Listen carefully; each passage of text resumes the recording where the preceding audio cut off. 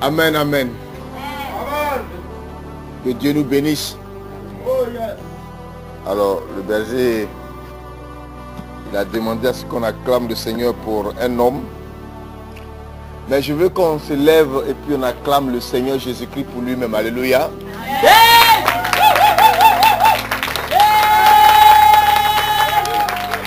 Alléluia. Que Dieu te bénisse.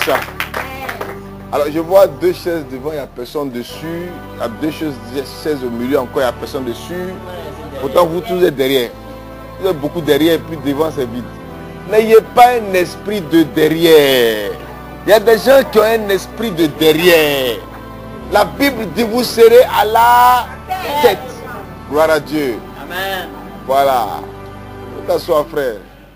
Voilà, assois-toi. Tu es un élu de Dieu. Alors, nous allons prendre notre Bible.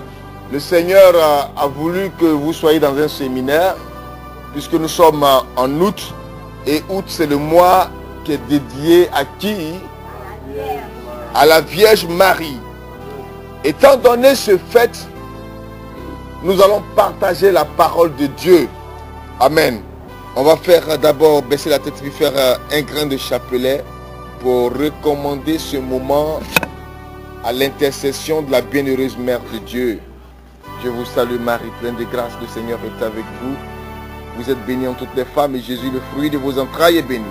Sainte Marie, Mère de Dieu, priez mieux pour nous pécheurs, maintenant et à l'heure de notre mort. Amen. Gloire au Père, au Fils et au Saint-Esprit. Comme il était au commencement, maintenant et toujours, dans les siècles des siècles. Je vais donner des versets que vous allez déjà noter, parce que ce sont ces versets-là qu'on va partager. Et comment marcher avec elle. C'est pourquoi je veux que tu notes progressivement ces versets, pour que tu puisses aller caler. Quand je vais demander le verset, on le sort automatiquement pour le lire. Genèse 3, le verset 20. 2 Samuel 6, verset 13 à 15. Ça va. Luc 1, verset 41 à 42. Esther, chapitre 4, verset 4.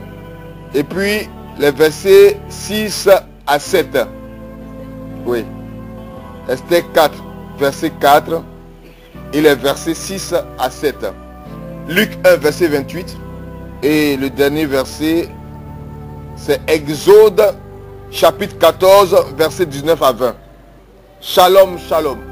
Alors, le thème dit la personne de Marie et son intercession. Bien-aimé dans le Seigneur, parler de Marie, ce n'est pas du tout facile. Amen. Pourquoi? Parce que quand on lit dans l'évangile, c'est difficile de connaître, de savoir véritablement comment prendre la Bible pour pouvoir expliquer la vie de Marie.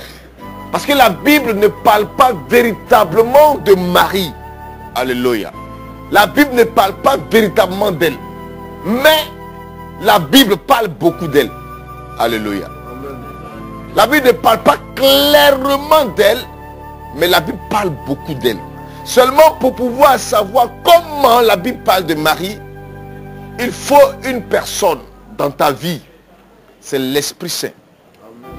C'est pourquoi Jésus a dit que avant de partir, il nous a dit quelque chose.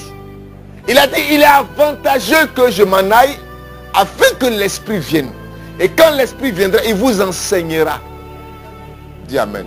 Amen. Donc c'est le Saint-Esprit qui va nous enseigner. Et c'est l'Esprit qui a enseigné sur la personne de Marie. C'est pourquoi l'Église a fini par la saisir et en faire sa maman. Amen. Alors, parler de la personne de Marie revient à répondre à la question selon laquelle qui est Marie? Qui peut me donner une réponse personnelle? Qui est Marie? Oui. C'est la mère de Dieu, la mère de Jésus. Si elle te demande pourquoi tu dis que c'est la mère de Dieu, mais Dieu est passé par beaucoup de personnes dans la Bible. Hein? Dieu est passé par Moïse. Oui. Non, Dieu est passé par Moïse pour sauver Israël. Dis-moi pourquoi elle est la mère de Dieu. Mais l'Esprit Saint est descendu sur beaucoup de personnes. Alléluia. Oui, maman. Oui. Elle allait enfanter. Oui. Il sera le Saint d'Israël. Il sera le Saint d'Israël. Oui, mais Moïse était saint. Alléluia. Abraham était saint. Et pourtant, ça ne signifie rien. Parti sur la croix. Oui, vas-y, explique-moi. Oui. Oui. À Jean. savait que le disciple que Jésus aimait le plus, c'était Jean, oui. Je sais que la seule personne qui est venue sur la terre qui a été trouvée, qui est ressuscitée, c'est Jésus. Mais Jésus n'est pas le seul ressuscité. On a trouvé sur la croix. Non. Non, peut-être tu la crois, mais il n'est pas le seul mort qui est ressuscité. Lazare est ressuscité. Alléluia. Est-ce que quelqu'un peut acclamer Jésus? Dis à quelqu'un secret. Et dis-lui, tu as bien fait d'être venu. Vous voyez, parler de Marie, c'est pas facile. On ne va pas à l'école de théologie pour apprendre Marie. Mais on va à l'école du Saint-Esprit pour apprendre Marie. C'est pourquoi vous pouvez voir, les gens peuvent dire plein de choses parce qu'ils n'ont pas véritablement, ils ne sont pas allés à l'école du Saint-Esprit pour connaître qui est la personne de Marie. Amen. Alors, il y a beaucoup d'identités, beaucoup de points pour parler de l'identité de Marie, mais j'ai choisi comme ça pour vous quelques points, au moins 3 points. Voilà, pour vous parler de la personne de Marie. Amen. La personne de Marie, qui est Marie? Premier point, j'ai dit ici, Marie est la mère de la vie. Gloire à Dieu. Marie est la mère de la vie. Tu me prends Genèse 3:20. L'homme, Adam, donne à sa femme le nom d'Ève, c'est-à-dire la vivante. On dit Adam donne à sa femme le nom d'Ève, qui veut dire la vivante. Amen. Ève veut dire la vie. Amen. C'est pourquoi sur la bouteille d'eau minérale, là, comment on appelle ça? Non. Celle la plus ancienne. Awa. En fait, Awa, c'est la version arabe de Ève. N'est-ce pas? Qui veut dire la vie. Parce que l'eau est la vie. Alléluia. Donc, on dit Ève, elle veut dire la vivante. Elle est la vie. Mais quand tu regardes bien, nous avons connu le péché par qui? Par Ève. Donc, on a connu la mort par le péché. Vous comprenez, non? Le péché produit par Ève. Donc, elle n'est pas la vie. En fait, Ève est la préfiguration de la véritable Ève. Amen, amen. Ève produit la mort et la mort descend sur nous tous. Et Marie, elle va produire quoi? La vie, qui est la personne de Jésus-Christ de Nazareth. De ses entrailles va sortir la vie. Jésus a dit, je suis le chemin, la vérité et la vie. Donc, je suis la vie. Marie produit la vie. Donc, en fait, la Ève, la véritable Ève, là, Awa, c'est elle.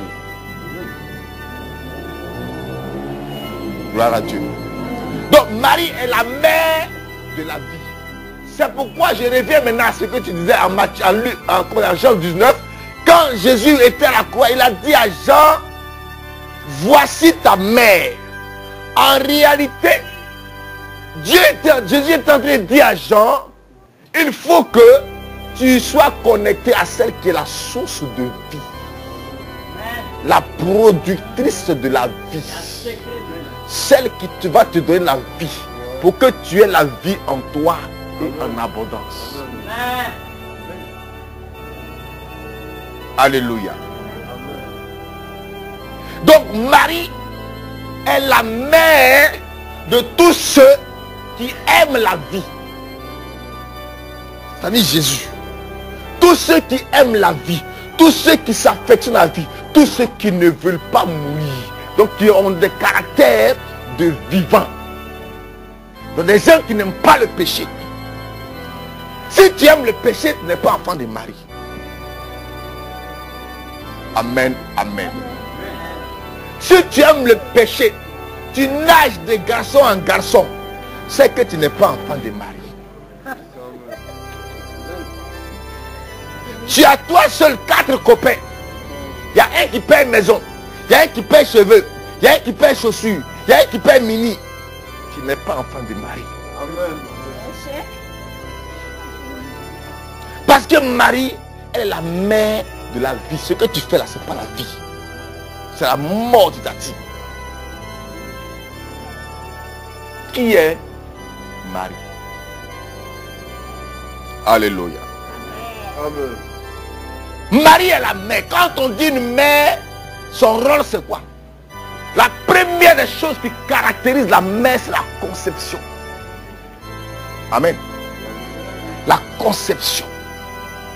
Aussi vrai que Marie n'est pas notre mère biologique, elle est notre mère spirituelle.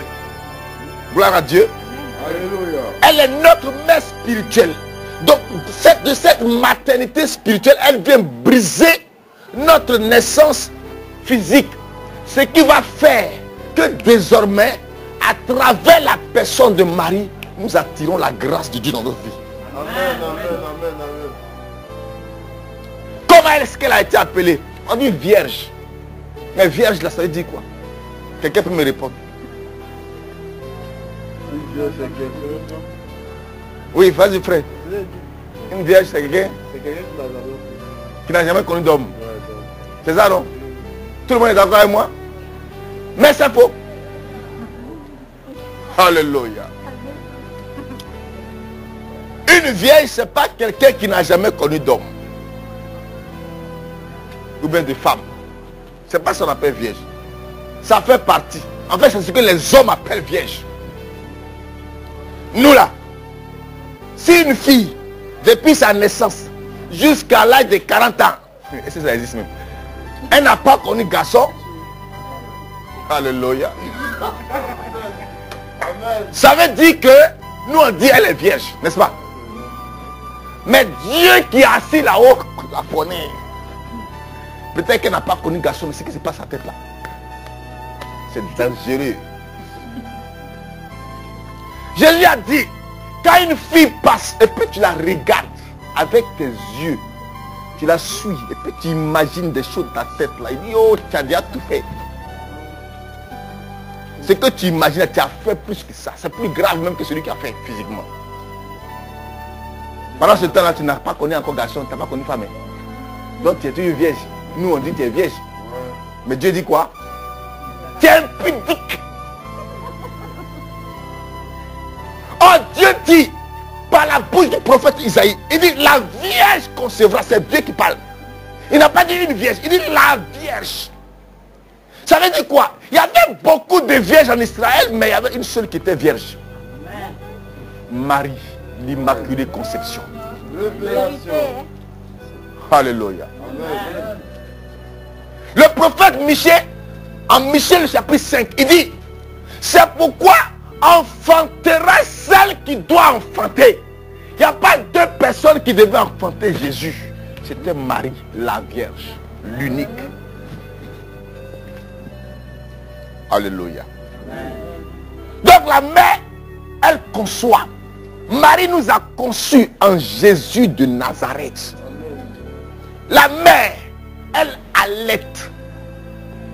Quand on parle d'allaitement, on parle de nourriture.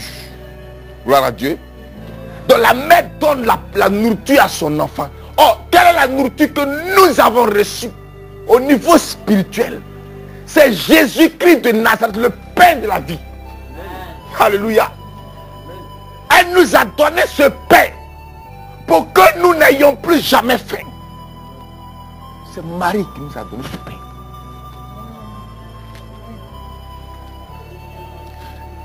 Laissez ceux qui veulent parler, parler. Nous, on est dans la révélation. Alléluia.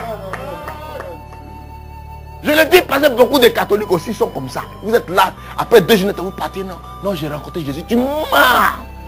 On ne peut pas avoir rencontré Jésus et régner Marie. C'est pas possible. Celui qui a régné Marie n'a jamais rencontré Jésus. Je rends grâce à Dieu parce que de plus en plus, vous voyez beaucoup de pasteurs ont commencé à changer de langage. On les voit sur les réseaux sociaux. La dernière fois, celui qu'on a vu, c'était qui? Kambiri. Amen. Le Burkinabé. Il a dit, il dit, tu dis que tu aimes Jésus et puis tu diriges sa mère. Tu mens. Il a dit ça. Un pasteur. Pourquoi? Parce qu'en fait, même l'église catholique au début ne parlait pas de Marie. Alléluia. Mais Marie a été révélée quelques années après, plusieurs années après, par qui? Une petite fille qu'on appelle Bernadette de Soubirou. Alléluia. Elle n'est même pas allée à l'école. Elle a vu quelqu'un dans une grotte qui lui a dit, écoute, ma petite, va et dis à tes parents, je suis l'Immaculée Conception. Elle ne sait même pas prononcer le mot, c'est difficile. Mais elle parle, les gens l'écoutent. Les gens l'écoutent. Oh, avant elle, il y avait déjà eu un pape qui avait eu la révélation. On lui a dit, tais-toi. Il dit, pape. C'est que dans l'église catholique là. Mais si tu es pape, tu peux parler, petit, tais-toi.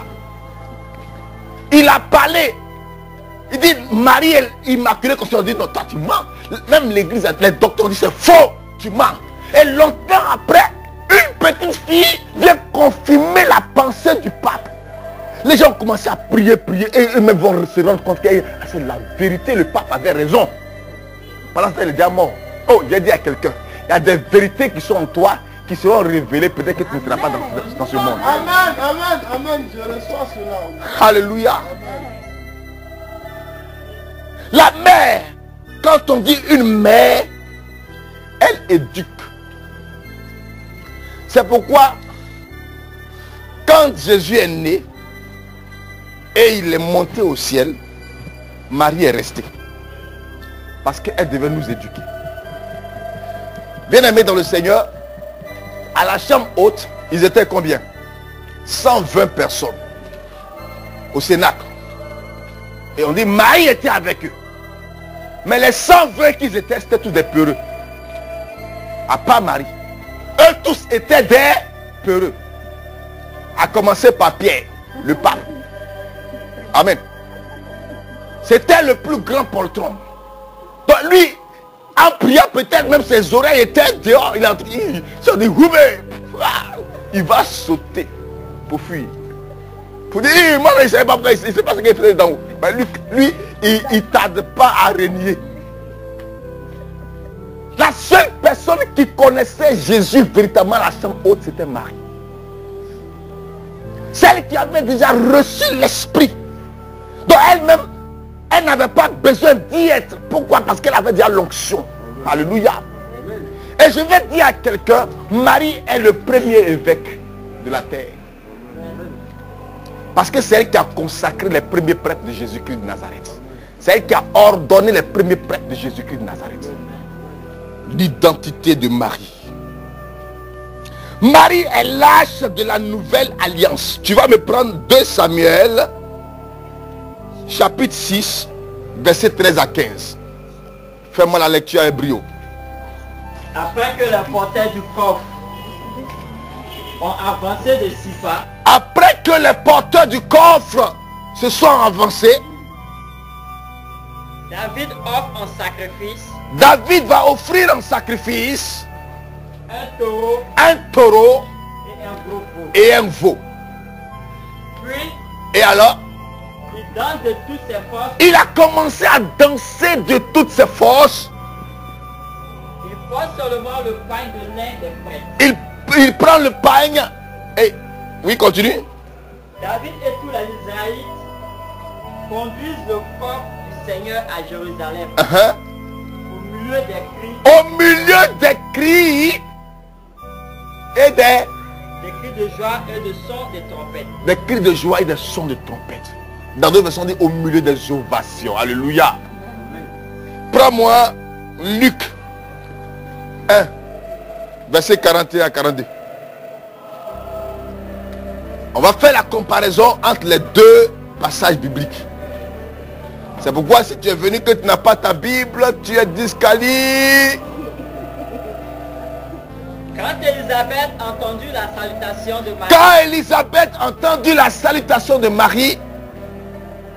L'enfant remue dans son ventre. On dit l'enfant remue dans son ventre.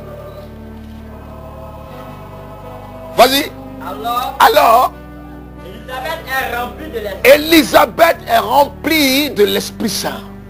Elle dit d'une voix forte. Elle dit d'une voix forte. Dieu te bénit. Dieu te bénit. Plus que toutes les autres femmes. Alléluia. Regardez bien. Dans le premier passage tiré de 2 Samuel 6, la Bible dit que l'arche de l'alliance était en train d'entrer à Jérusalem. Le roi David s'est déshabillé. Alléluia. Vous savez, plus tard, pour ceux qui vont lire après, j'aimerais que tu lises ça après. Vous allez vous rendre compte qu'on dit sa femme l'a méprisé à cause de ça. Sa femme l'a insulté à cause de ça. Vous savez pourquoi? C'est vrai. On peut incriminer sa femme. Et moi je l'incrimine. Mais selon une certaine logique, elle n'avait pas tort. Parce que un roi ne danse pas comme ça. Gloire à Dieu. Un roi, il ne danse pas comme ça. Tu arrives quelque part, on dit c'est le roi. Les gens sont en train de sauter, sauter, danser. Toi tu es assis parce que tu es le roi. Même si tu as envie de danser, assois-toi. Gloire à Dieu. Ça fait respect. Mais David ne pouvait pas s'asseoir. Aïe aïe aïe. Pourquoi? Parce qu'il a vu son Seigneur. Il a commencé à danser. Il a enlevé le tiakoto. Il a commencé à rouler par terre. Il a commencé à danser. À tel point que sa femme était tellement déçue. Elle dit non mais c'est pas possible. Ça fait honte. Alléluia. Imagine-toi, tu vas avec ton mari dans une fête sérieuse. Et puis c'est là quoi, il commence à danser. Non mais c'est pas sérieux. Ça, tu vas les laisser partir, non? Amen. Donc, elle était gênée. Mais David ne faisait pas à cause d'un homme. Il ne faisait pas ça à cause des gens. Il faisait ça à cause de Dieu. Alléluia. Et maintenant, plus loin, dans le verset en Luc, chapitre 1, voici que on nous dit que un autre va danser. Amen. Vous savez c'est qui? Un fœtus. C'est-à-dire il n'est même pas encore né. Il est dans le ventre. Et dès qu'il entend une salutation. Amen. La salutation est sortie de la bouche de l'arche. Amen. L'arche émet une salutation. Et lui, il est dans le ventre. Il ne peut plus résister. Il commence à sauter dans le ventre. Il donne un coup de tête à sa maman. Sa maman dit attention. Il se passe quelque chose. L'enfant tressaillit d'allégresse. À cause de quoi? Parce que quelqu'un est dans l'arche. Vous savez, l'arche de l'alliance dans l'Ancien Testament était symbolisé par un coffre. Dans le coffre, il y avait 3 choses. Il y avait d'abord la manne. La manne, le pain descendu du ciel. Amen. Au temps de Moïse. Donc dans le coffre, il y avait la manne. Qui est le pain descendu du ciel. Dans le Nouveau Testament, lorsqu'on parle du pain descendu du ciel, c'est qui? Jésus de Nazareth. Alléluia. Et ce Jésus était où? Dans les entrailles de Marie. La même manière que la manne se trouvait dans le coffre, Jésus était dans un autre coffre. Alléluia. Alléluia. Deuxième présence dans le coffre, il y avait la tablette de la loi qui était dans le coffre. Amen. Qu'on appelle la parole. Le verbe. Jean dit, au commencement était la parole. Et la parole était avec Dieu. Et la parole était Dieu. Et cette parole a été faite chair. Elle est descendue au milieu des cieux. Alléluia. Et cette parole, c'était qui? Jésus de Nazareth. Il était où? Dans les entrailles de Marie. Gloire à Dieu. Oh, acclame le Seigneur, acclame le Seigneur, acclame le Seigneur. Révélation. Hey! Troisième présence. Dans l'arche, il y avait le bâton d'Aaron. Amen. Amen. Le bâton d'Aaron. En réalité, celui qui tient le bâton s'appelle le berger. Gloire à Dieu. Alléluia. Le bâton d'Aaron. Et dans le Nouveau Testament, en Jean le chapitre 10, un autre va se présenter le berger. Alléluia. Il dit, je suis le bon berger. Je connais mes brebis et mes brebis me connaissent. Je suis venu afin que mes brebis aient la vie et qu'il l'ait en abondance. Jean 10, chapitre 10, verset 10. Je suis venu afin que mes brebis aient la vie et qu'il l'ait en abondance. Ce berger-là, il était encore dans un autre coffre, dans les entrailles de Marie. La première alliance a été détruite. Le premier coffre a été détruit après. Mais le deuxième coffre, personne n'a pu le détruire. Alléluia. Personne ne peut le détruire. Pourquoi? Parce que la gloire de Dieu est sur lui. Amen. Donc Marie, elle lâche la nouvelle alliance. Amen. La troisième identité, et je pense que c'est la dernière. Il y en a beaucoup, mais j'ai pris seulement 3 pour vous parler. Et après, on va parler de son intercession. C'est Marie, la véritable Esther. Alléluia. Connaissez Esther? Tu vas me prendre Esther, chapitre 4, verset 4. Les servantes et les eunuques de la reine Esther viennent nous raconter ce qui arrive. Ils sont venus raconter à Esther ce qui arrive. Et la reine est effrayée. La reine a eu peur. Elle envoie des vêtements à Mardochée Elle envoie des vêtements à Mardochée pour qu'il enlève son habit de deuil. pour qu'il enlève l'habit de deuil. Mais il ne l'accepte pas. Mais Mardochée dit non. Verset 6. Attaque sort pour rencontrer Mardochée Alors l'eunuque qu'on appelle Attaque va sortir pour aller rencontrer Mardochée sur la place de la ville, sur la place de la ville. en face du palais royal. Mardochée lui raconte tout ce qui lui est arrivé. Mardochée va raconter tout ce qui lui est arrivé. Il lui parle aussi de la somme d'argent que Haman a promis de verser dans le trésor Il dit, royal. le gouverneur qu'on appelait Haman avait promis de verser de l'argent au roi dans le trésor royal pour que, quoi? Si tous les juifs sont tués. Si le roi permet qu'on tue tous les juifs. Amen. Tu peux t'asseoir. Voici une histoire. La reine Esther, c'était une petite fille. Elle était esclave. Mais Dieu lui a fait la grâce. Elle est devenue la reine d'un pays étranger. Amen. L'épouse du roi. Et pendant qu'elle est sur le trône, il y a une menace sur son peuple. Les gens ont décidé de tuer les juifs qui étaient en déportation. Et l'ennemi, il s'appelait Haman. Il avait promis beaucoup d'argent au roi pour que le roi signe le décret. Il avait décidé de faire pendre Mardochée. Mardochée était en deuil et il pleurait. Donc Mardochée dit, il faut que je parte voir ma fille, parce que Esther était la fille, la nièce de Mardochée. Il faut que je parte voir ma fille, la reine, pour qu'elle intervienne auprès de qui? Le roi. Pour annuler le décret. Amen. Je vais te dire quelque chose. Mardochée était un ancien de la cour royale. On le connaissait très bien. Il était même plus ancien que Esther. Il maîtrisait la cour royale qu'Esther. Mardochée avait eu déjà, pour ceux qui ont lu le livre d'Esther, il avait eu déjà à déjouer un complot contre le roi. Donc Mardochée, on pouvait dire qu'il n'avait pas besoin d'Esther pour faire déjouer encore ce complot-là. Amen. Il pouvait lui-même s'arranger pour entrer en contact avec le roi, même si ça devait lui coûter. Mais il pouvait entrer en contact avec le roi pour le salut d'Israël. Mais il a regardé, il a dit, la procédure la plus normale et la plus facile qui va nous aider à pouvoir entrer dans cette bénédiction, c'est de passer par la reine. Je le dis parce que les gens vont te dire, non mais Jésus est là, pourquoi toujours passer par Marie? Il dit, hey, si tu es intelligent, il y a des prières là. Il faut passer par Marie. Amen. Il y a des prières où tu peux aller toi-même directement. Mais il y a des prières là. Il faut passer par elle.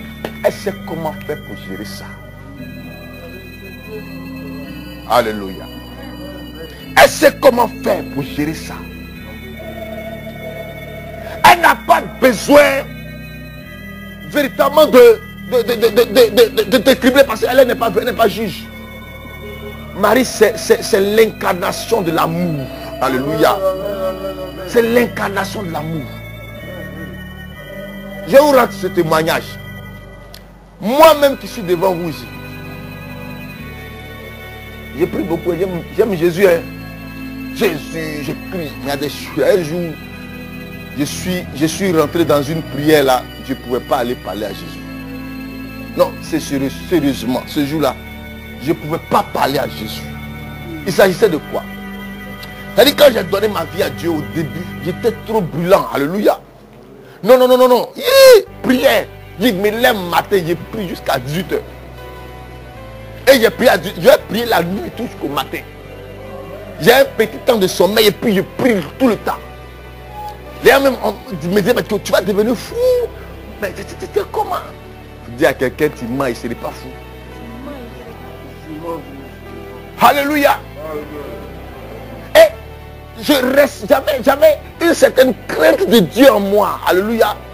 Tous les comportements bizarres que j'avais par le passé, j'avais tout laissé. Mais un jour, Dieu va me montrer que c'est lui qui est Dieu. Amen. C'est quand tu marches dans la vérité, tu ne pêches pas trop, tu penses que le péché là, ceux qui pêchent là, c'est déjà, ils sont fous. Oh non, il est dans le péché. Non, attention. Et un matin quoi là, je ne vous dis pas ce qu'il a fait, mais lutter sur le diable, il m'a taclé. Mais voici 2 pieds à l'air. Ici, couché comme ça. Et puis je regarde. C'est moi qui ai fait ça. C'est moi-même. Prière. Non, l'onction s'est manifestée pour moi. J'ai dit, petit péché là, je suis tombé dedans. Hein? Qu'est-ce qu'il fallait faire? Il fallait me repentir. Mais par quoi commencer? Comment je vais me repentir? Moi qui suis aussi zélé. Je ne faisais plus de prière de repentance depuis quelque temps. Ça fait longtemps que je n'ai pas fait prière de repentance. Comment il me laisse, Seigneur, je te remercie parce que tu es Dieu Père. J'envoie le feu, je détruis les cases, je brise. Maintenant là, moi qui quand je prends la parole et puis je te presse sur péché, tu ne vas plus jamais marcher dans le péché, je te le jure. Parce que je vais t'insulter. Aujourd'hui, moi-même, je suis dans le péché. Ah. Je regarde Jésus comme ça. Je me dis non, je ne peux pas lui parler. Alléluia. Amen. Là où je suis parti, vous savez, devant Marie. Amen. Parce que dans tous les cas, je n'ai pas péché contre elle. C'est contre Jésus que j'ai péché. Mais elle peut me comprendre. Amen. Oh maman. Regarde ce que j'ai fait. Il sait que le vieux est fâché. Non, il sait qu'il est fâché, mais il est fâché. Pas ça là, non. Je sais qu'il est fâché. Maman, pardon. Eh, pardon, aide-moi. Aide-moi, parce que là où je suis, là, je ne fais pas parler. Je ne faisais pas Jérusalem Marie. Je parlais. Je parlais comme je suis en train de te parler là. Et il est fâché. Il ne veut même pas me regarder. Et puis bizarrement, quand je vais devant le tabernacle même, devant le Saint-Sacrement, j'ai l'impression que le Saint-Sacrement a changé d'aspect. C'est-à-dire qu'il est fâché quoi. Quand je vois un crucifix, j'ai l'impression qu'il est fâché. Non, non, c'est pas possible. Le gars est fâché contre moi. Il faut que je prie. Quand j'ai parlé avec Marie, pendant que je parlais, j'ai commencé à sentir que oui, elle me disait au fond de moi, pourquoi tu te culpabilises? Tu n'as pas à te culpabiliser. Il t'a déjà pardonné. Amen, amen. Il t'a déjà pardonné. J'ai compris, je vais lui en parler. Mais toi-même après, il faut aller lui parler. Tu vois, et j'ai eu confiance. Et je suis allé, j'ai commencé doucement. J'avais peur, mais doucement, j'ai commencé à parler, jusqu'à eu la confiance et l'assurance. Et j'ai parlé véritablement. C'est comme si j'étais déchargé totalement avant d'aller même à la confession. Amen. Bien-aimé dans le Seigneur, il y a des prières pour lesquelles il faut passer par Marie. Vous savez, quand la Bible dit que Marie, l'ange est venu vers elle. Amen. Tu vas me lire ce passage-là, l'annonciation là. Luc 1, 28. Voilà, vas-y. L'ange entre chez elle et lui dit, réjouis-toi. Il dit, réjouis-toi. Le Seigneur Dieu t'a montré son amour. Le Seigneur Dieu t'a montré son amour. D'une manière particulière. D'une manière particulière. Continue. Il est avec toi. Il est avec toi. En entendant cela, Marie est très émue. Elle se demande, que veut dire cette façon de saluer? Ah! Oh, merci. Merci. Ta version me plaît. Il dit, l'ange lui dit, on connaît cette partie-là. On dit, je vous salue Marie, pleine de grâce, le Seigneur est avec toi. Et puis Marie, elle est troublée. Bon, entre nous, une salutation en quoi ça trouble? Mais plus loin, on va dire que elle se dit en elle-même, que veut dire une telle salutation? Lis-moi ta version. Que veut dire quoi? Que veut dire cette façon? Que veut dire cette façon de saluer? Vous savez, la littérature, elle est à deux niveaux. Il y a la littérature écrite et puis la littérature sonore. Hein? Voilà, quand tu écoutes quelqu'un parler ou bien à la télévision, on appelle ça littérature audiovisuelle, mais cinématographique si vous voulez. Donc souvent, à l'écrit là, il y a des choses qu'on ne peut pas exprimer. Amen. Parce que quand c'est écrit là, ça peut être plat. Or quand quelqu'un parle, si je te dis, va là-bas, si on écrit, ça va écrire va là-bas. On dit, mais il a dit va là-bas. C'est va là-bas. Oh, j'ai crié, n'est-ce pas? Donc, quand Marie dit, que veut dire cette façon de saluer? Donc, en réalité, je me demande, mais l'ange l'a salué comment? La salutation de l'ange l'a ressemblé à quoi? Amen. En fait, de la même manière que Mardochée était devant le portail royal, il était nu pratiquement, habillé de sac, et qu'ils sont allés dire à Esther, et Esther a été troublée là. C'est ce même trouble qui s'est manifesté encore en Marie. Quand Marie demande, ça veut dire quoi?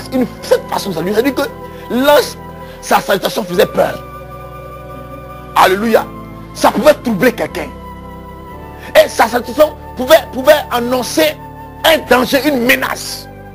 C'est pourquoi plus loin, le même ange va lui dire, l'Esprit de Dieu descendra sur toi. L'Esprit de Dieu te couvrira.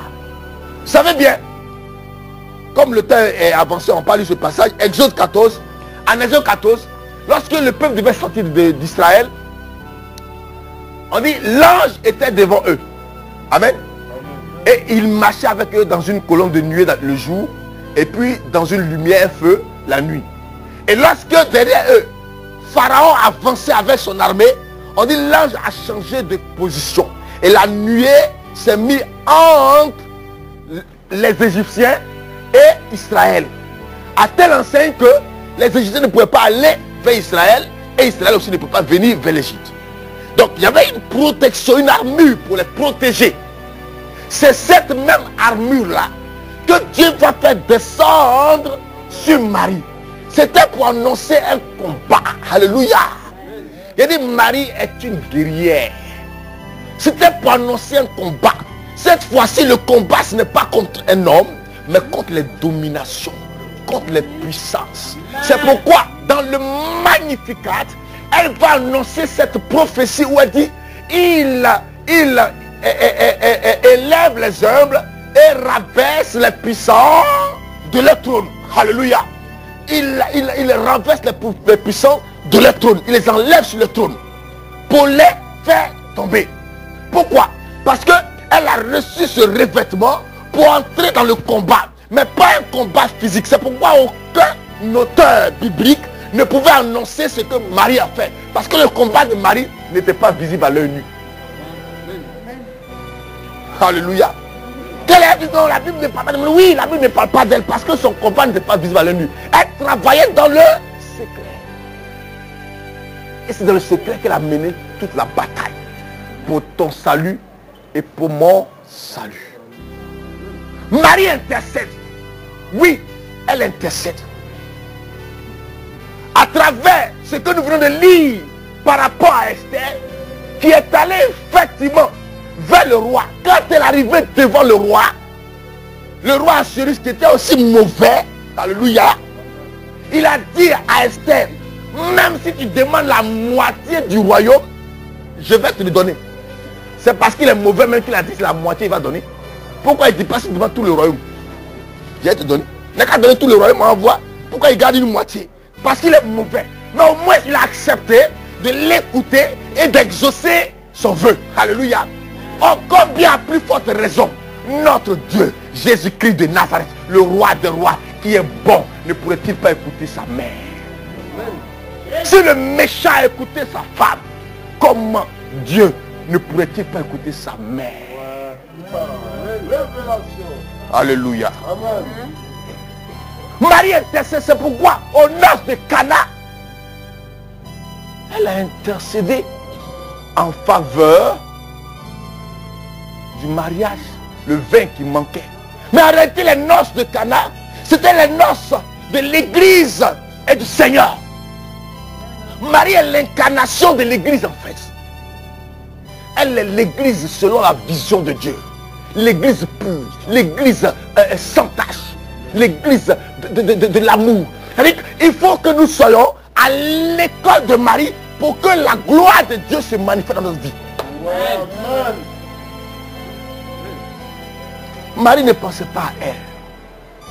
Elle pensait au salut des enfants de Dieu.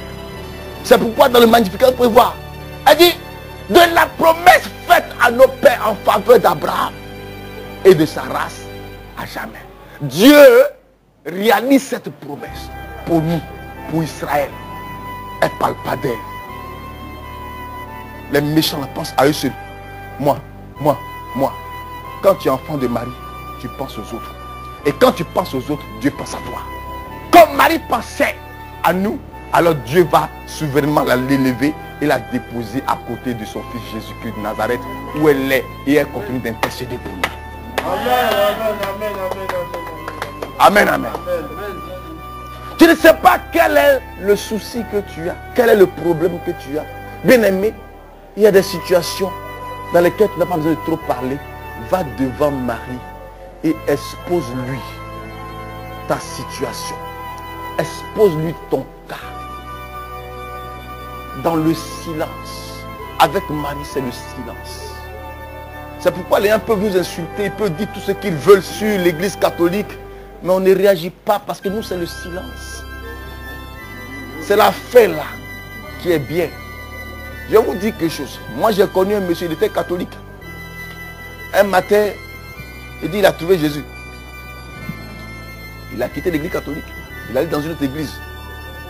Il dit, là-bas, il est devenu pasteur. Il a commencé à prêcher. Insulter Marie. Rentrer ici, sortir ici. Un temps, il est tombé malade. Quand il est tombé malade, tu sais, il y a des choses Souvent, je vais vous dire quelque chose. On peut te prêcher jusqu'à... Les gars peuvent sortir Bible, versets. D'ailleurs, ils connaissent tellement la Bible. Ils vont sortir des versets, des rouages, tout ça pour troubler ton esprit. Mais je te dis, c'est l'expérience avec Dieu qui fait la différence. Cherche à faire toi-même ta relation, ton expérience avec Dieu et tu vas comprendre. Amen. Ce monsieur, il a quitté l'église catholique pour devenir pasteur dans une autre église. Dis à quelqu'un, tu n'as rien compris. Il n'a rien compris. Il a insulté Marie, église catholique, tout le monde, on est sorcier, on est idolâtre. Ok, c'est pas grave. Nous là, on sait qu'on est idolâtre à longtemps. J'aime même être idolâtre dans le Seigneur Jésus-Christ. Et quand il est tombé malade, c'est qu'il a su ses frères en Christ, je ne sais pas si il partait prier pour lui. Jusqu'à... Et puis, bizarrement, tous ses enfants sont restés catholiques. Et ils disent, il ne peut pas le suivre dans ses bêtises. Donc, ils sont restés catholiques. Quand il était malade, les enfants partaient le voir.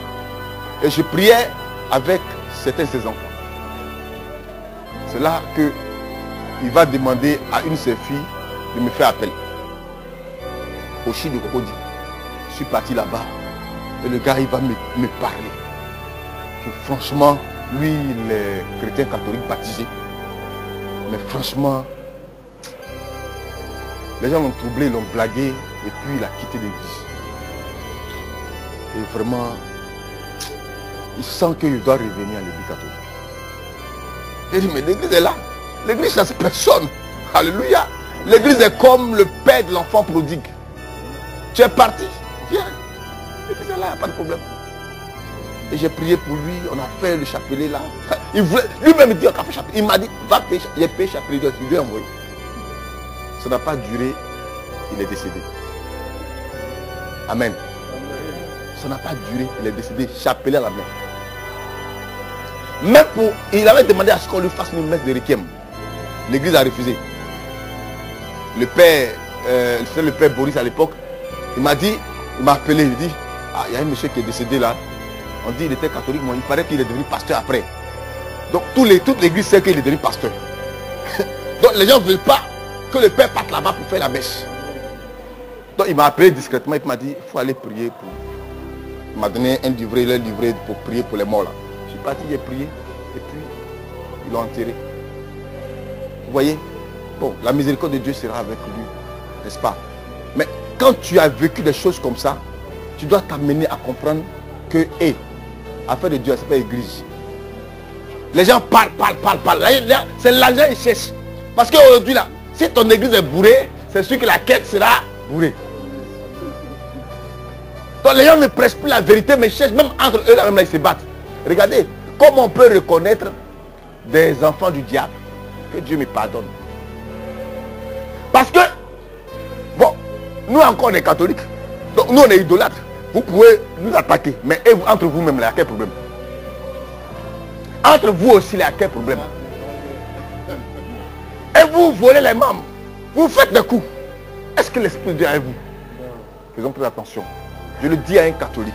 Parce que beaucoup de catholiques se laissent trop empaler par des visions. La dernière fois, on m'a raconté l'histoire d'une jeune fille catholique qui chante dans une communauté qui est devenue évangélique. Et elle dit que c'est parce que elle est partie dans une église évangélique et puis ils ont prêché, la parole l'a touchée. Elle a dit, ces prédications qui t'ont touché, c'est pourquoi tu as changé d'église quoi. Mais les prédications, il en aura toujours. Il y a des prédications qui te touchent toujours. Quand l'Esprit de Dieu est là, ça te touche. Alléluia. C'est à cause de cette tradition d'église. C'est que tu n'as rien compris. Amen. Toi, reste catholique. Dis à quelqu'un, je suis catholique. Que Dieu te bénisse. Que Dieu te bénisse. On va acclamer le Seigneur pour notre maman. Alléluia. Bon, c'est un séminaire. Non? Tu vas simplement lever la main. Tu vas dire merci au Saint-Esprit pour cet enseignement.